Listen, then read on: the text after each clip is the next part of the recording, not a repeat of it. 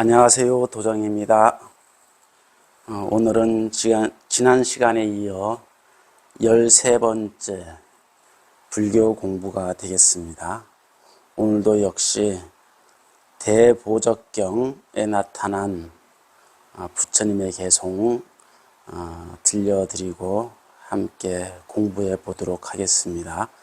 오늘은 대보적경 100권 아사세 왕자회에 나오는 부처님 개송입니다.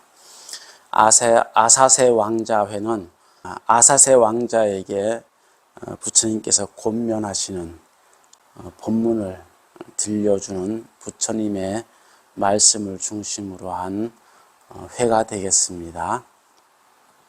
그러면 먼저 아사세 왕자가 누구인가를 좀 간단히 배워야 되겠어요. 아사세 왕자는요, 마가다국의 빈비사라 왕의 아들입니다. 정확히 말하면 왕세자예요. 외대희라고 하는 왕비, 정식 왕비에게서 난 아들이 이제 아사세였고요. 아사세가 유일한 왕세자였습니다. 그런데 빈비사라 왕은 여러분께서도 잘 아시다시피 불교의 최초의 사원이었던 중림정사를 부처님께 공양한 그런 왕이었습니다. 빈비사라 왕은 또한 최초로 부처님께 귀한 왕이기도 했습니다. 빈비사라 왕은 부처님께서 성도하시기 전부터 인연이 있었고요. 그래서 성도하신 후에는 자신에게 불법을 전해주기를 간청했었던 왕이었습니다. 그래서 부처님께서 보리수 아래에서 깨달음을 이루신 후 교진여를 비롯한 5 비구에게 초전 법륜을 굴리시고 과섭 삼형제의 무리들 1500명을 제도한 다음 그 무리들과 함께 어디로 갔냐 그러면은 빈비사라 왕이 있는 마가다국으로 향했던 것입니다. 왜냐하면은 빈비사라 왕과 약속을 했기 때문이죠. 부처님께서 깨달음을 이루면은 빈비사라 왕에게 그 깨달음을 전해주기로 약속을 했었기 때문에 이제 마가다국으로 향하게 되었던 것입니다.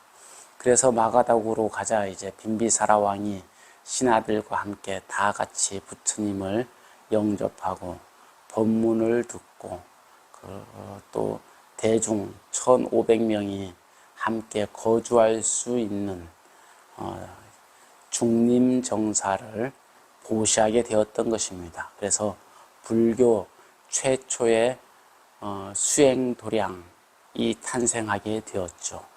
그리고 불교라는 것이 하나의 종단을 이루게 되었던 것입니다. 모두 다 마가다국으로 향하던 도중에 이제 제자들을 얻었고요. 그래서 마가다국에서 최초로 이제 종단을 건립할 수가 있었으니 빈비사라 왕과 부처님은 아주 각별한 인연이 있었던 것이죠. 그리고 그 빈비사라 왕의 왕세자가 바로 아사세였던 것이고요.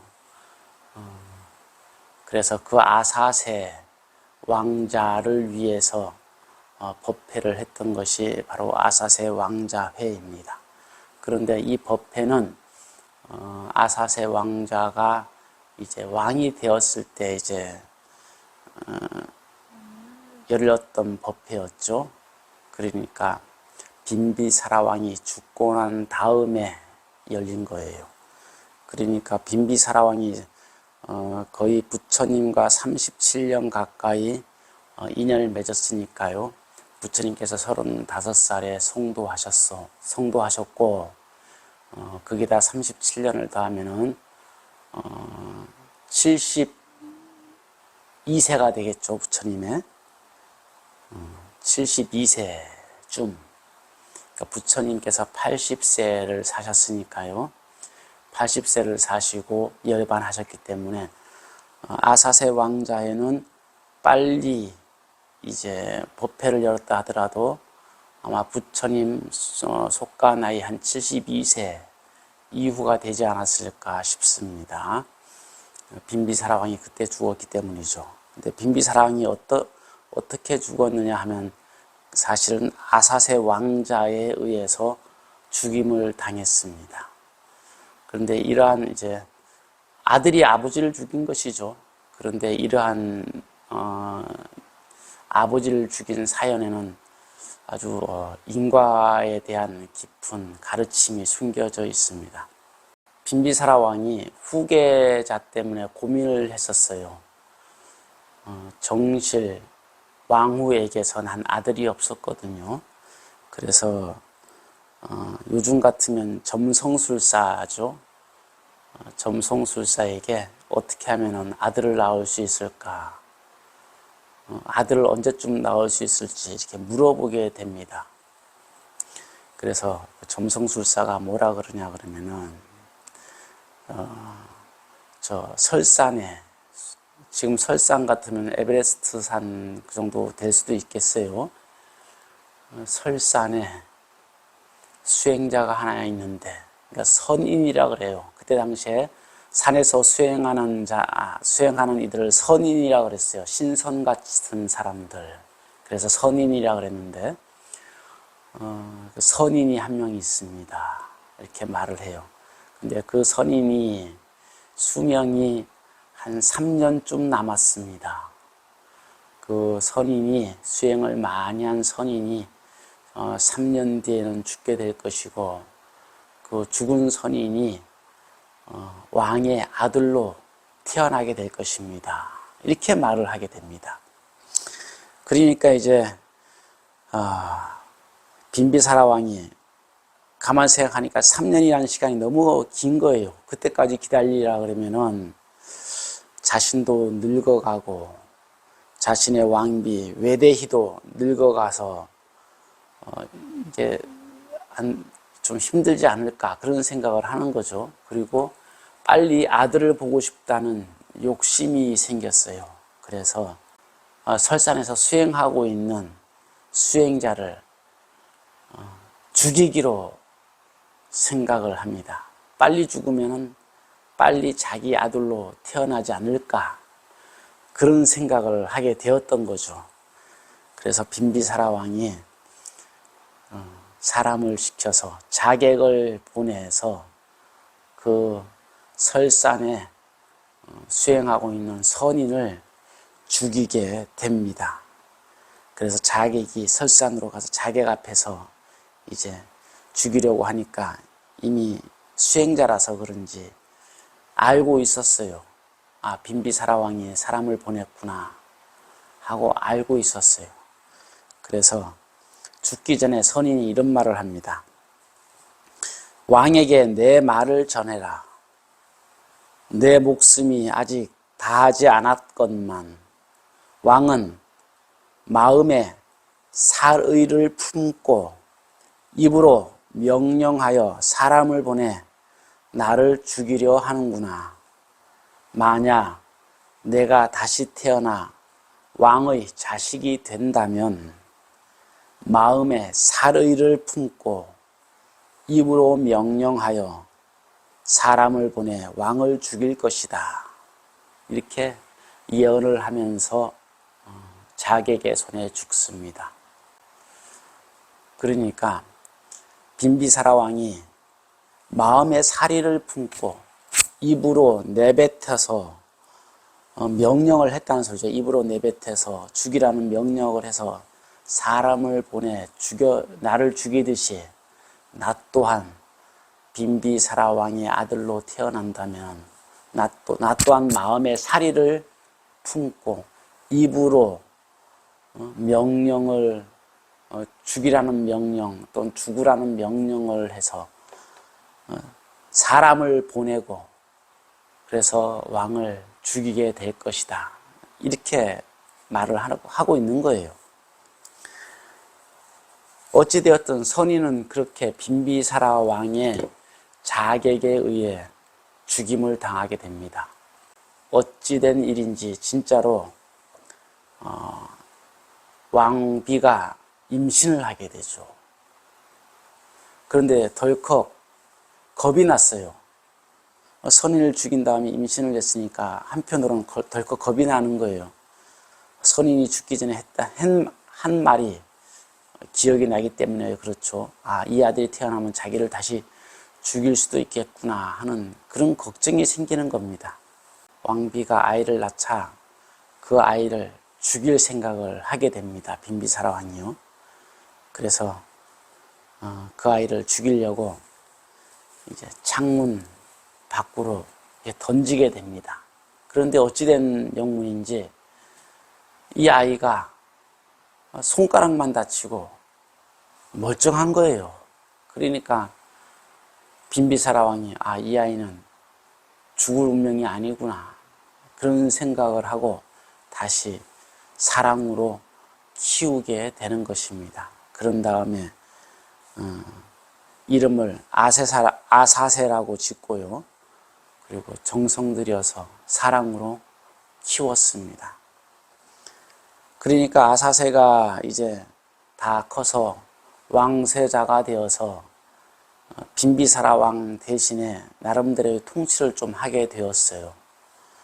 그런데 아사세가 마가다국의 속국이었던 안가국이라고 있어요. 안가국. 이게 마가다국의 속국이었죠. 빈비사라 왕이 안가국을 이제 한때 침범해서 속국으로 만들었었는데 그 수도가 참파라는 수도예요. 안가국의 수도 참파. 그런데 빈비사라 왕이 안가국을 이제 찬탈할 때 핑계가 뭐냐 그러면 안가국의 왕이 너무 폭정을 휘두르고 세금을 무겁게 한다. 그래서 내가 너희들을 구제해 주겠다라고 하는 그런 명분으로 안가국을 이제 침탈해서 속국으로 삼았던 것이거든요.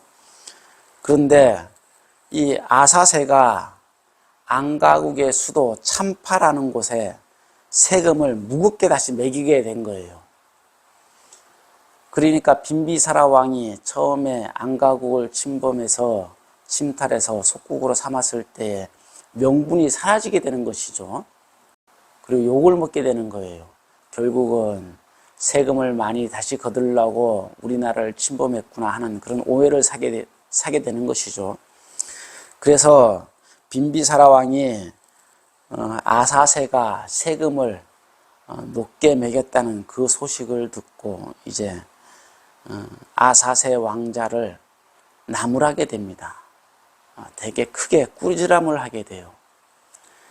그 계기로 인해서 아사세 왕자가 빈비사라 왕에게 앙심을 품게 되는 것이죠. 자기 아버지에게 앙심을 품게 돼요. 그래서 혹시나 아버지에게 또한 내가 또 쫓겨나지 않을까? 왕세자로서, 왕자로서의 이제 자격을 상실하게 되지 않을까 하는 두려움도 생기게 되죠. 그래서 이제 어떻게 하면 좋을까 고민하고 있던 차에 부처님의 제자 중에 데바다tta라고 있어요. 데바다tta가 누구냐 하면은 유명한 부처님의 반역자입니다. 부처님의 제자였는데 부처님을 반역한 최초의 반역자예요. 근데 이 데바다tta가 그냥 부처님의 제자가 아니라 부처님의 사촌이었습니다. 부처님의 나라 석가족이 망하면서 이제 유리왕에게 망하게 되죠. 석가족이. 그런 이후에 다 가족들과 살아남은 친척들과 가족들이 전부 다 출가를 하게 되는데 그 중에서 이제 사촌이었던 데바다tta가 있었어요. 근데 이 데바다tta가 반역을 꾀하게 됩니다. 부처님의 자리를 탐내게 되는 거죠. 종단의 우두머리가 되고 싶은 거였어요. 그래서 데바다tta가 아사세에게 찾아가서 이렇게 꼬드깁니다. 당신은 당신의 왕을 이렇게 해하시고 나는 우리 불교의 지도자인 부처님 석가모니를 없애자.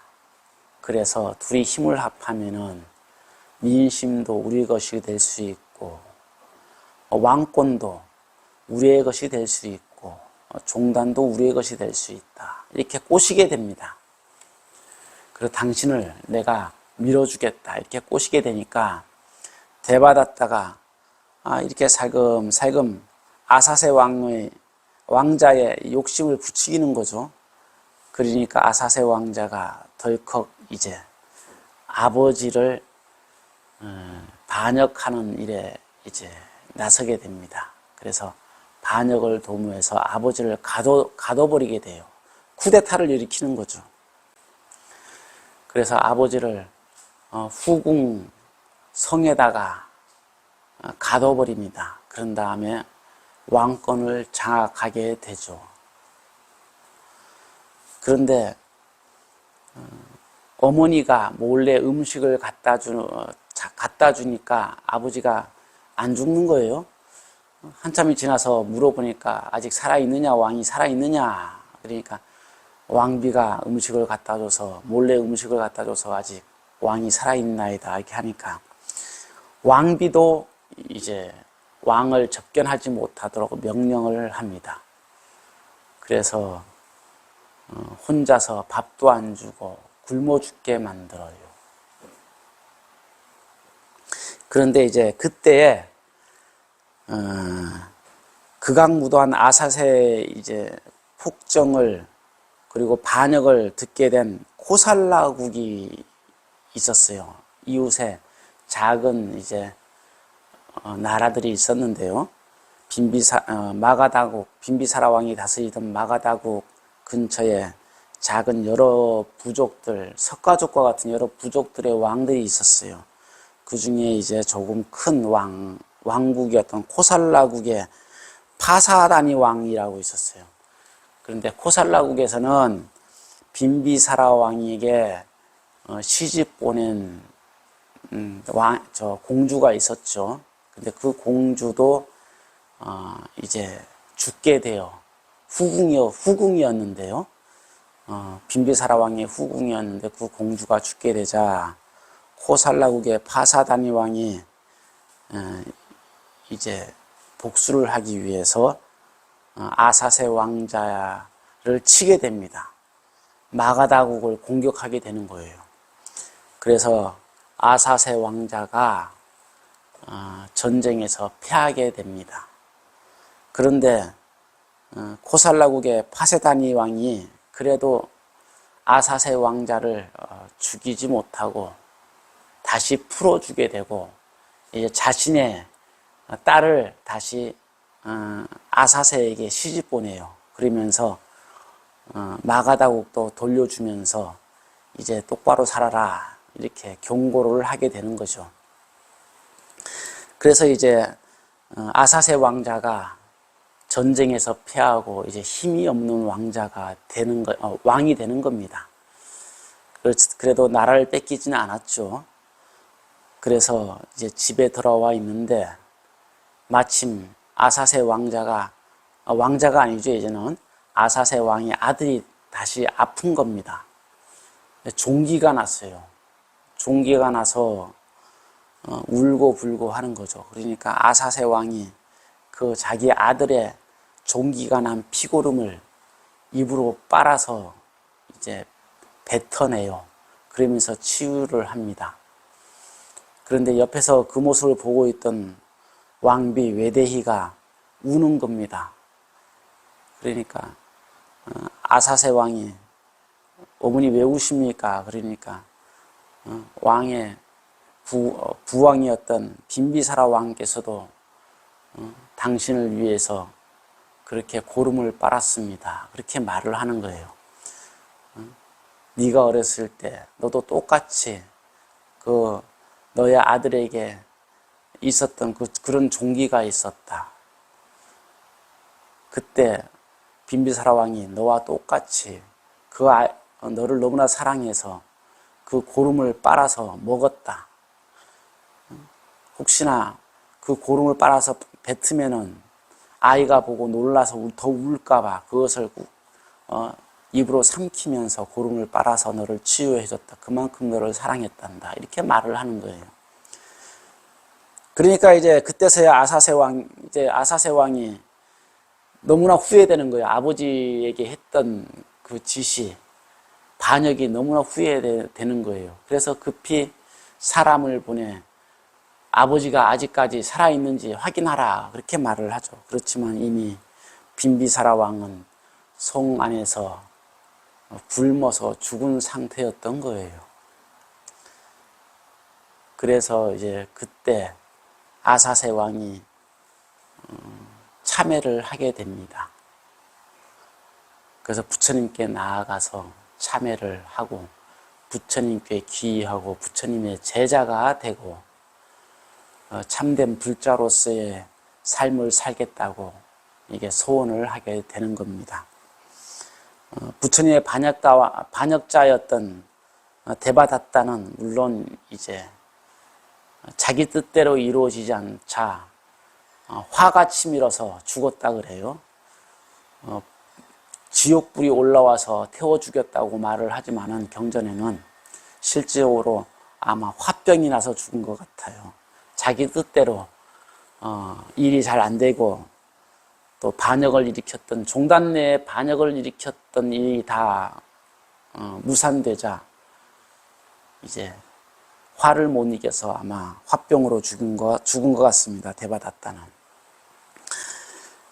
그래서 아사세 왕자가 부처님을 다시 섬기게 되고 올바른 불자로서의 삶을 살기로 다짐을 하면서 평생을 살게 되는데요. 아사세 왕이 얼마나 또 부처님의 제자로서 잘 살았는가 하면은 부처님께서 열반하신 후에 제자들이 칠력굴에 모여서 1차 경전을 결집하게 되죠. 1차 경전은 사실은 경전이라기보다 이제 계율을 먼저 정비하는 일이었습니다. 그래서 율장을 송출하게 되는데요. 부처님의 가르침 율장을 제일 먼저 송출할 때 그때 지원을 하게 됩니다. 500명의 이제 비구들이 칠력굴에 모여서 빈비사라 마가다국에 속해 있던 칠력굴에 라자가하라는 곳인데요. 칠력굴에 모여서 부처님의 계율을 집대성할 때 거기에 후원을 하였을 뿐만 아니라 부처님께서 열반하신 후 사리탑을 조성하기도 하고요. 그렇게 불교를 전파하는데 또한 아버지의 뒤를 이어서 막대한 노력과 원력을 세우게 됩니다. 부처님께서 빈비사라 왕에게 최초로 들려줬던 법문이 연기법이죠.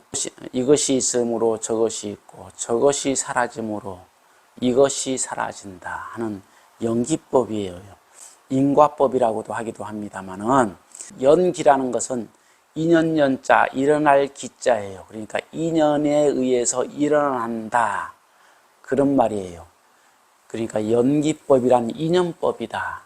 인연이 어떻게 해서 만들어지고 생성되며 그 인연은 어떻게 해서 우리에게 고통이 되는가.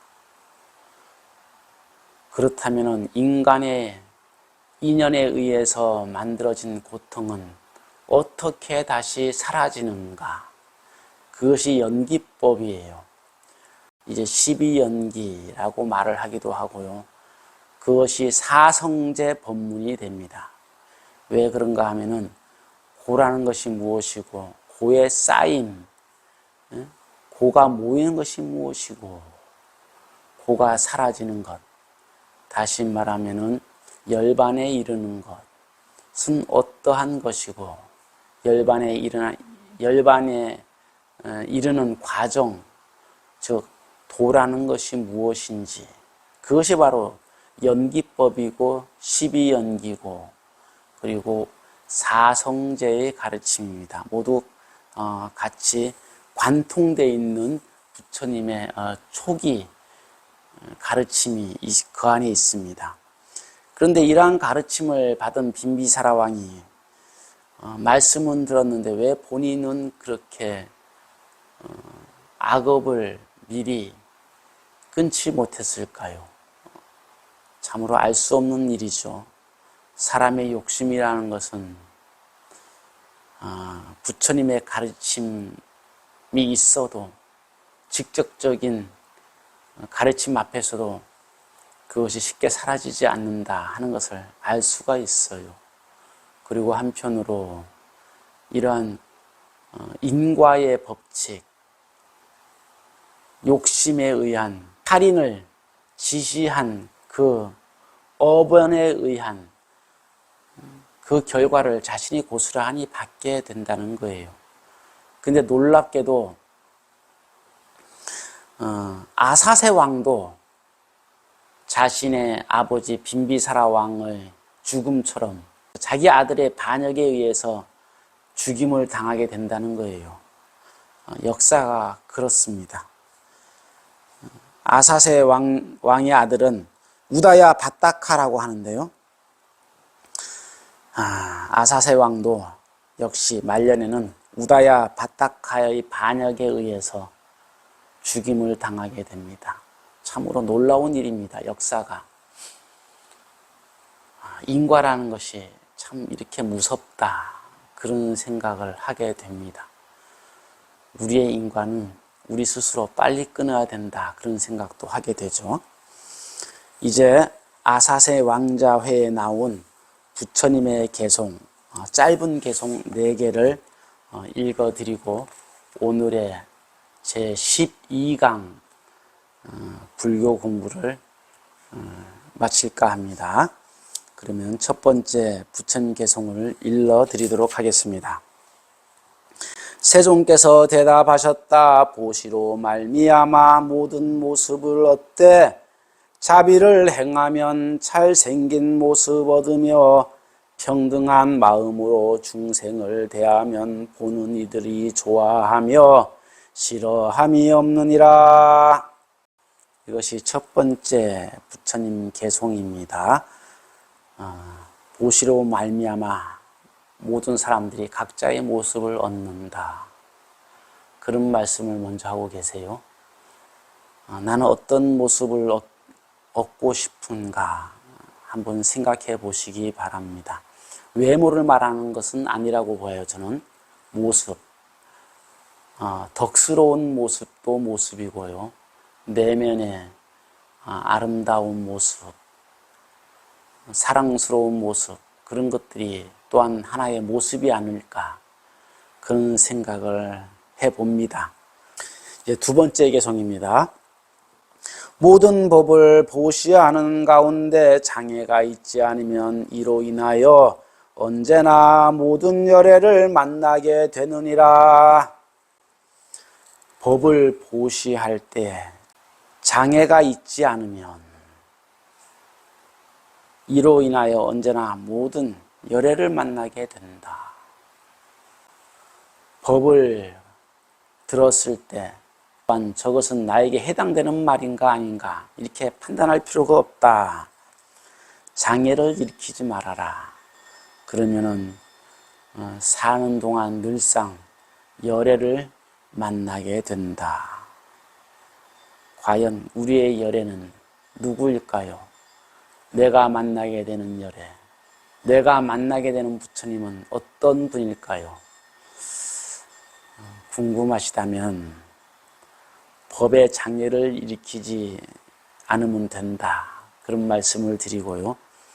법을 공부하고 부처님 법을 깊이 생각하는 가운데 참 열애, 참 부처님을 만나시기를 바람드립니다. 세 번째 부처님 개송입니다. 가장 으뜸 가는 음식을 보시하고 두려움이 있는 일을 안온하게 하면 이로 말미암아 큰 힘을 얻게 되며 위세가 언제나 뛰어나리라. 아마 부처님께서 아사세 왕에게 이렇게 말했던 것 같아요. 두려움을 없애주어라. 그러니까 백성에게 두려움을 주지 마라. 두려워하는 사람에게 두려움을 없애주면 이로 말미암아 큰 힘을 얻게 되고 언제나 위세가 뛰어나게 될 것이다. 이렇게 가르치고 계신 것 같습니다.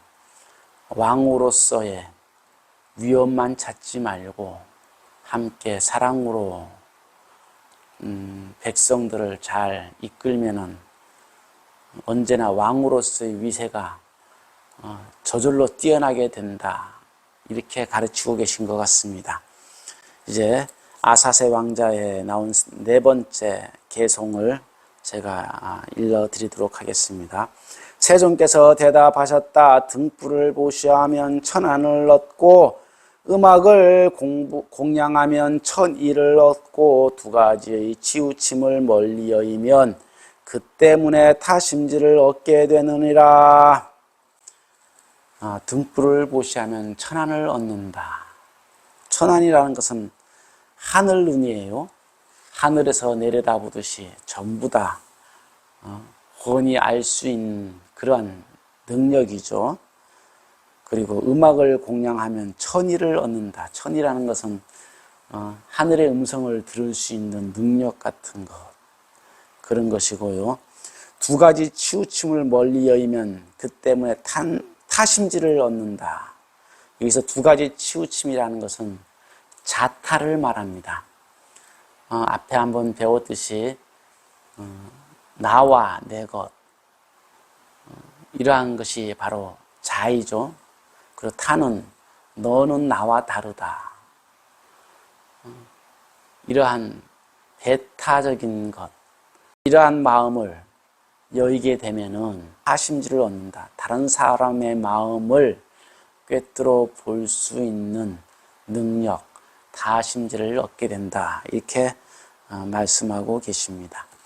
오늘 함께 해주신 불자님들께 다시 감사의 말씀을 드리면서요. 늘상 인과의 여여함이 얼마나 엄중한가, 아사세 왕의 예를 생각하시면서 늘상 선한 업을 지으시고 선한 원력을 세우시기를 바람드립니다. 다음 시간에 뵙겠습니다. 고맙습니다.